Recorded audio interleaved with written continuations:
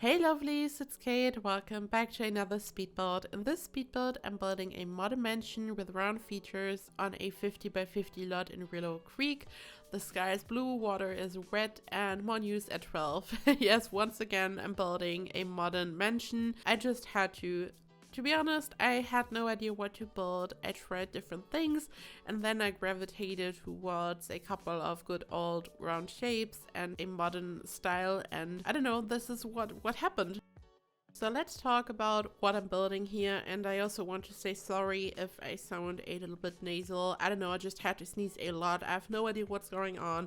I hope that I won't have a cold coming on or anything, so just a small disclaimer, I'm sorry. Luckily, videos are not contagious, so you don't have to worry about that, but sorry if it sounds a bit weird. I started off by building this fountain feature. It's some type of water feature. I wanted to make it functional later on. I wanted to turn it into a pool. This didn't work out for several reasons. I don't know, I could have opened up the back and the side, but I wanted this area to be accessible from the inside. This didn't work because this pool, it's just a pool, it's not even a fountain because you can't build a fountain underneath anything. So this pool sits on a completely different level than the rest of the house, and I then just tried to use floor pieces and stairs and it didn't really work. However, it's just a water feature and it looks fancy, and there are 3 other pools in this lot which are completely functional. So I decided to use a spotty object. It's a monolith. This is at least what it's called. I sized it down and then I placed multiple of them just to create this round shape. You guys know I'm all about round shapes, but this time I wanted to use a different object. I oftentimes use the Get Famous Pristine pedestal. I also used this object in this build, but I wanted to have a feature which is eye-catching, and for this I wanted to use the monolith. I've explained this a million times, but in case you're new here, you have to activate the Sims 3 camera, you have to activate the Move Objects cheat, you have to hold down Alt on your keyboard and your left mouse button, and then when you move your mouse, it's going to rotate objects freely, which is amazing. And this way you can just arrange objects in pretty much any way. And there are some objects which are better to create some round shapes, and the monolith and the pristine pedestal are definitely just perfect for this type of look and architecture. I've also used a rock, as you just saw.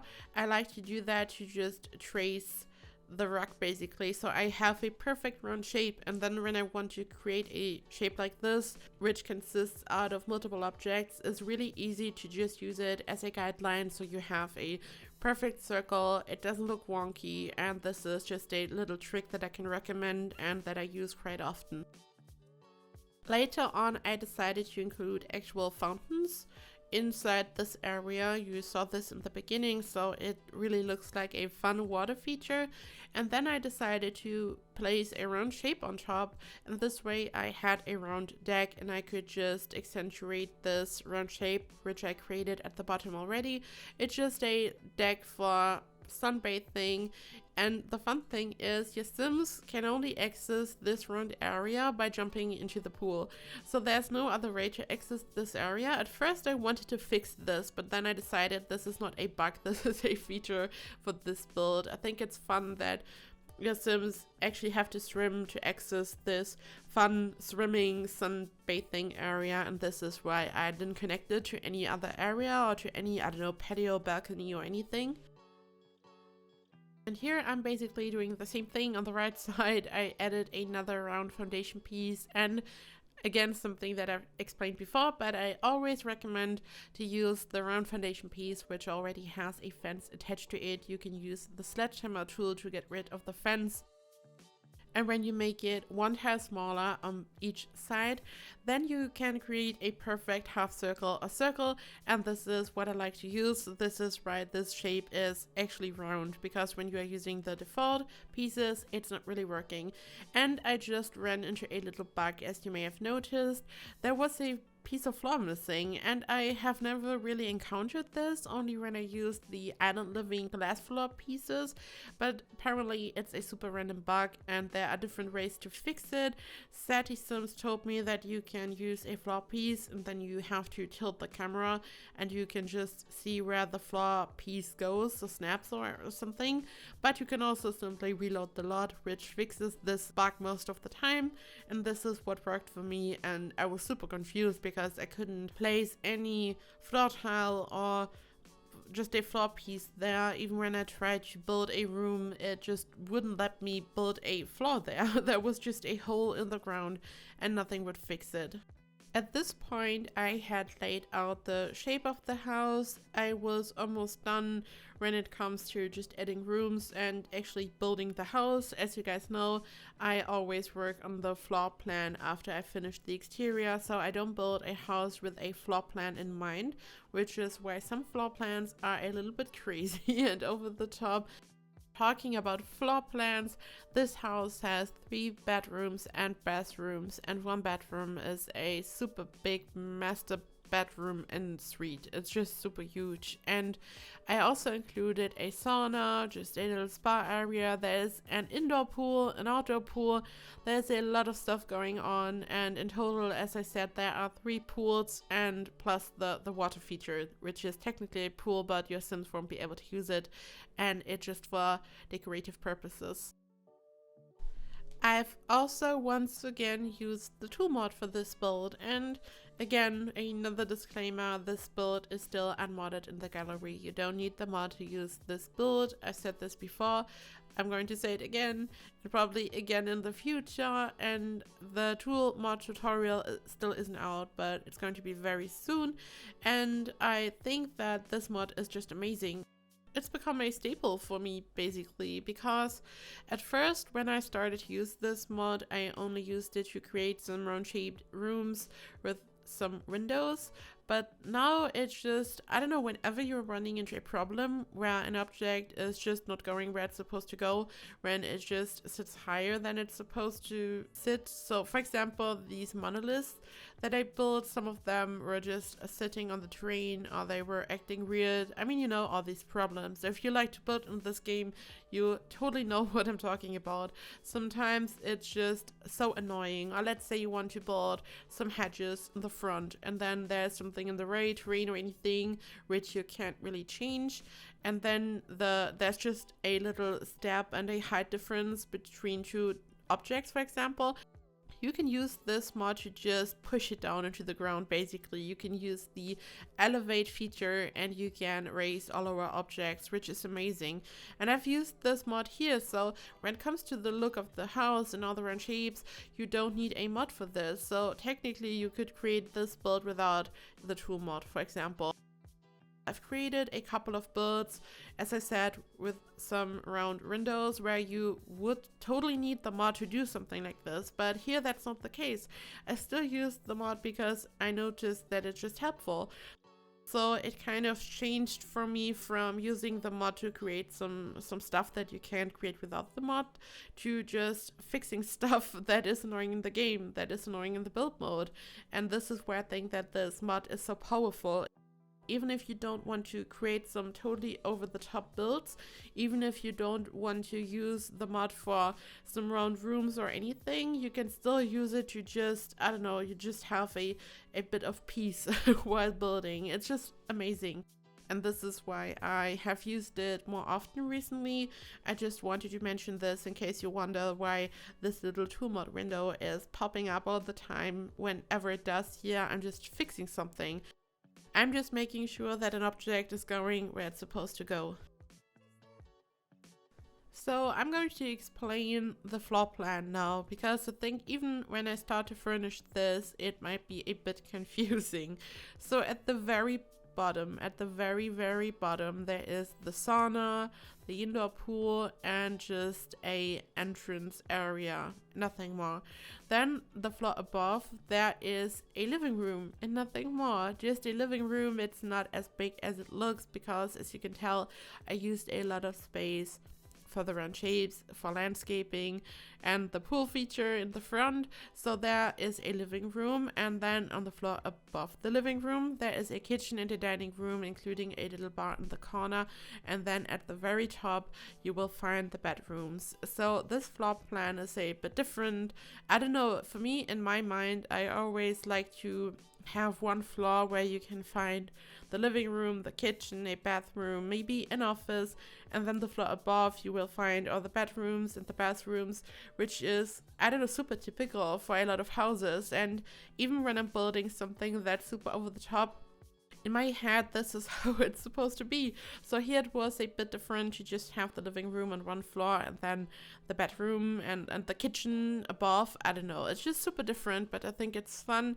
And yes, it's not super big on the inside. So if you usually shy away from using huge mansions on the inside, it's quite compact. This happens sometimes when I just use a lot of the space on a 50 by 50 lot to just create the round shapes and the landscaping. There's a garden in the back and all that. I used some of the space for the driveway. And talking about the driveway, I used a debugger for this. This is, as always, CC free. The car might look like CC, but it's not. You can find it in the debug menu. And if I'm not completely wrong, it might even be base game. I'm not sure. And I just placed it there so it looks fancy. It just makes the house look even more lavish, luxurious. It just looks like a over-the-top modern mansion. And this car is just the perfect fit for this, in my opinion. We haven't reached this point here yet, but I totally love how the kitchen turned out. So this is my favorite room in this house, and also some of the bedrooms. I try to be a bit creative with the furnishing. It's always a bit difficult for me. This is where I had the biggest learning curve probably. So for me, I don't know, just working on the exterior comes really easy to me, but then furnishing is sometimes quite hard, and I try to step more out of my comfort zone. I try to be more creative on the interior, and I really like to build kitchens. It's always so much fun, and I know that sometimes my kitchens are too big, but here I really enjoy how the whole counter space turned out. I also used a couple of tricks, which I'm going to talk about when we finally see the kitchen here. I've watched so many cooking channels recently. I don't know, I just like to also take a look at other kitchens, and then when people work in the kitchen and they cook something, and I just like to watch these videos. I like to have inspiration on what to cook, and I totally love to watch a channel called Emmy Made in Japan. You probably know her. She's super big and super amazing. Like, she's well known on YouTube, and she's just amazing. And I don't know, to me she's just the Bob Ross of cooking. She has this, I don't know, she's just so chill and so calm, and whenever I'm stressed or anything, when I watch her videos, I just feel so calm and happy, and it's just amazing. And I really like that she tries different things, and I just enjoyed this. And as you guys know, or may not know, but I've talked about this before, I really enjoy to cook. I had a phase where I was super obsessed with my slow cooker after I finally discovered the world of slow cooking. Over here in Germany, it's not as big of a thing. I know that it's quite popular in the US and in the UK as well, but here it's not that big of a deal, really. Most people don't even know what a slow cooker is, or they think it's useless, but it's totally not, and I love that. I've also recently started to use an air fryer, and I also thought that it might be, I don't know, there's so many kitchen gadgets, and sometimes you just don't even know if you need them, and then sometimes you just buy something and then you don't even need it anymore, you know, this kind of thing. But I have to say, I really enjoy air frying. Would be fun if The Sims had an air fryer. I like to chuck in some fries, and I don't know, you don't need any oil for this, and it's just quick, and I don't know, the whole just frying situation in general stresses me out. You need so much oil, and then you have to dump it at some point. It's just so greasy, and I don't know, it's disgusting to just clean a deep fryer, in my opinion. I don't like it, not a fan, but air frying is surprisingly easy and fun, and the result is also good. And yeah, I don't know how the topic of kitchens led me to slow cooking and air frying, but yes, here we are. This was a short ramble about air frying and slow cooking. So this is the interior. Back to the build.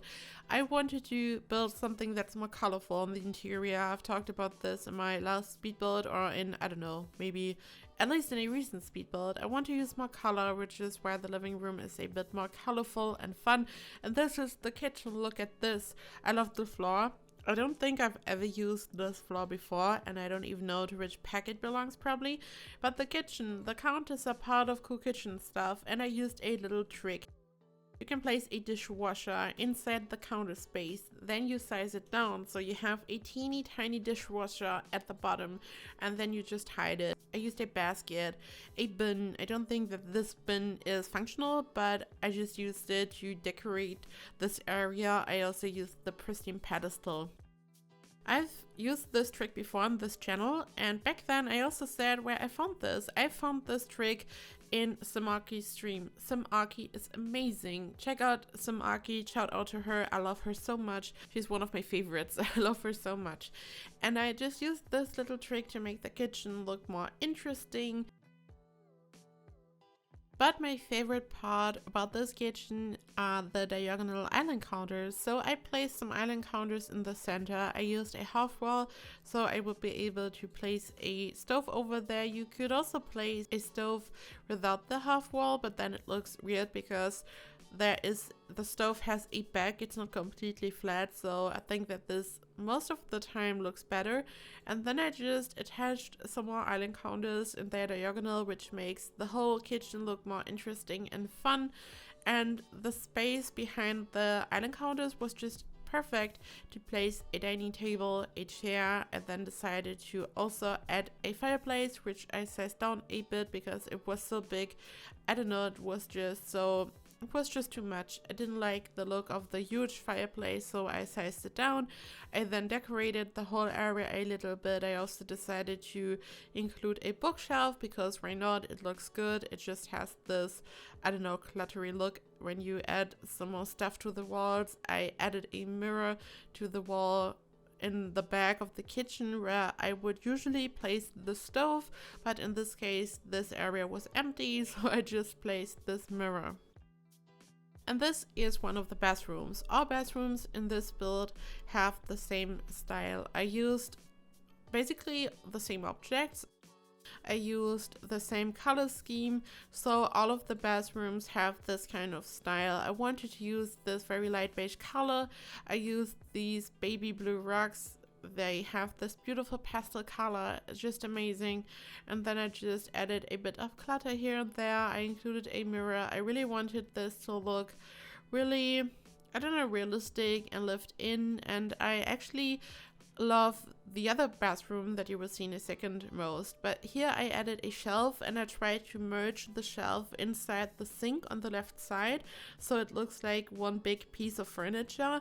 So I just combined these objects to have some type of custom sink shelf situation. This here is the other, or was the other bathroom. It has the same style, and I also placed a shelf right above the bathtub and just added some clutter, and this is one of the bedrooms.